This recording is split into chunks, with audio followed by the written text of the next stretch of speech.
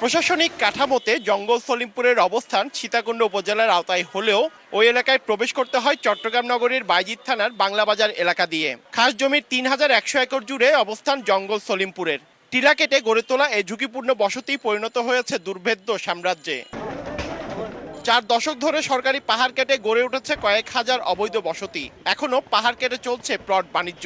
আর এই বাণিজ্য ও দখল টিকিয়ে রাখতে এলাকাটিতে গড়ে তোলা হয়েছে সন্ত্রাসী বাহিনী। এলাকাটি সার্বক্ষণিক সশস্ত্র পাহারায় থাকে এসব সন্ত্রাসীরা। এলাকায় বাসিন্দাদের প্রবেশের জন্য রয়েছে পরিচয়পত্র।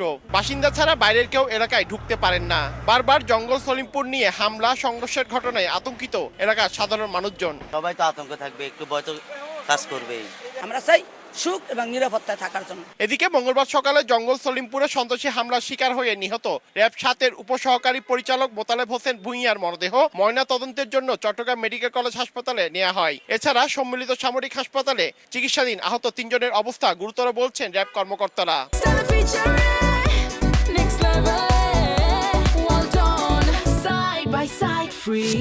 এটা কখনোই আমরা মানতে পারতেছি না এবং এটার জন্য আমাদের কর্তৃপক্ষ যথাযথ ব্যবস্থা আল্লাহ চেয়েতো আমরা নিব।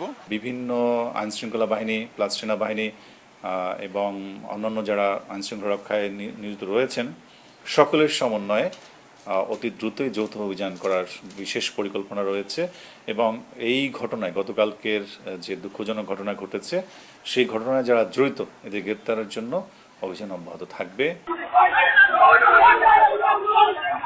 সোমবার বিকেলে চট্টগ্রামের সীতাকুণ্ডের জঙ্গল সলিমপুরে অভিযানে যান র‍্যাব ৭-এর সদস্যরা। এ সময় তাদের গাড়ি গতিরোধ করে দুর্বৃত্তরা। ভাঙচুর করা হয় গাড়ি। র‍্যাব সদস্যদের লক্ষ্য করে এলোপাতাড়ি গুলি চালালে র‍্যাবের ৪ সদস্য আহত হন। তাদের উদ্ধার করে সম্মিলিত সামরিক হাসপাতালে নিলে মোতালেব হোসেন ভূঁইয়াকে মৃত ঘোষণা করেন চিকিৎসক। অন্য ৩ জনকে উন্নত চিকিৎসার জন্য চট্টগ্রামের সম্মিলিত সামরিক হাসপাতালে নিয়ে যাওয়া হয়।